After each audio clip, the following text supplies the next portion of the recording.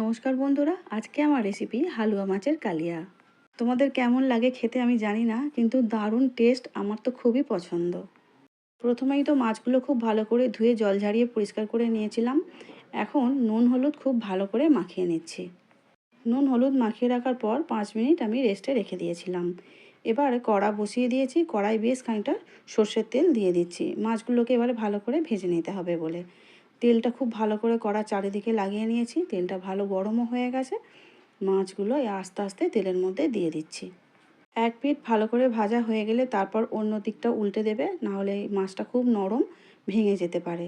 সেই জন্য আমি একদিকটা ভালো করে ভাজা হয়ে গেছে মোটামুটি বুঝতে পেরেই আমি উল্টেছি। এবারে অপর পিঠটাও ভালো করে ভাজা হয়ে গেছে। মাছগুলোকে একটা প্লেটের মধ্যে তুলে নিচ্ছি। বাকি মাছগুলো ভেজে নেওয়ার জন্য তেলের মধ্যে আবারও আমি ছেড়ে দিচ্ছি। একইভাবে 2-3 মিনিট অপেক্ষা করার পর তবেই কিন্তু মাছটা উল্টাতে হবে, নাহলে এই মাছ ভেঙে যায়। আমি আগেও বলেছি। আবারও সব মাছগুলো ভাজা হয়ে গেছে, সব একসঙ্গে তুলে নিচ্ছি। এবারে কড়ার মধ্যে বেশ খানিকটা তেল আবারও একটু দিতে হবে, কারণ তেলটা কমই হয়ে গিয়েছিল মাছ ভাজার পরে। কেটে রাখা 2টো পেঁয়াজ কুচি তেলের মধ্যে দিয়ে দিলাম। খুব ভালো করে একটু ভেজে নেব। পেঁয়াজটা মোটামুটি ভাজা হয়ে আসবে, এই অবস্থায় দিয়ে দেব আদা রসুন বাটা। মোটামুটি পেঁয়াজটা ভালো করে ভাজা হয়ে গেছে, দিয়ে দেওয়া হচ্ছে আদা বাটা রসুন বাটা। আদা রসুন পেঁয়াজ সব একসঙ্গে মিশিয়ে নিয়ে খুব ভালো করে এখন আমাদের কষে নিতে হবে। খুব ভালো করে কষা হয়ে গেছে। এবারে দেখতেই পাচ্ছ তেল ছেড়ে বেরিয়ে আসছে। এই অবস্থায় অল্প একটু জল দিয়ে দেব। দিয়ে দিতে হবে লঙ্কা হলুদ গুঁড়ো, জিরে ধনে গুঁড়ো আর পরিমাণ মতো নুন।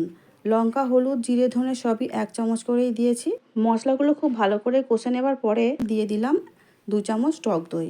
টক দইটা দেওয়ার সময় গ্যাসের ফ্লেমটা একদম কমিয়ে দিয়েছিলাম। এবারে খুব ভালো করে নাড়াচাড়া করে মিশিয়ে নিয়ে আবারও একটু কষে নিলাম। কষার পরে তেলটা ছেড়ে বেরিয়ে আসছে। এবারে পরিমাণ মতো জল আমাদের দিয়ে দিতে হবে। যেমন মাছ আছে সেই অনুযায়ী জল দিতে হবে। আমি জলটা দিয়ে দিয়েছি। এবারে জলটা খুব ভালো করে ফুটেও উঠেছে। ভেজে রাখা মাছগুলো এবারে তুলে দিচ্ছি। মাছগুলো তুলে দেওয়ার পরেই ঝোলের সঙ্গে খুব ভালো করে মিশিয়ে নিতে হবে, না হলে মাছের ভিতরে ঝোলের টেস্টটা যাবে না। সেই জন্য খুব ভালো করে খুন্তির সাহায্যে একটু মিশিয়ে নিলাম। আর 4টে কাঁচা লঙ্কা ফাটিয়ে ওপর থেকে দিয়ে দিলাম। আরও 5 মিনিট খুব ভালো করে ফুটিয়ে নিয়েছি। গ্রেভিটা একটু ঘনও হয়ে গেছে। রেডি হয়ে গেছে আমাদের হালুয়া মাছের কালিয়া। একটা সার্ভিং প্লেটের মধ্যে তুলে নিচ্ছি। দেখতেও যেমন সুন্দর হয়েছে বন্ধুরা, খেতে কিন্তু সত্যিই খুব ভালো হয়েছে। আমার রান্না ভালো লাগলে লাইক শেয়ার সাবস্ক্রাইব করার অনুরোধ রইল। ফেসবুক পেজ থেকে দেখছো বন্ধুরা, পেজটিকে ফলো করে দিও প্লিজ।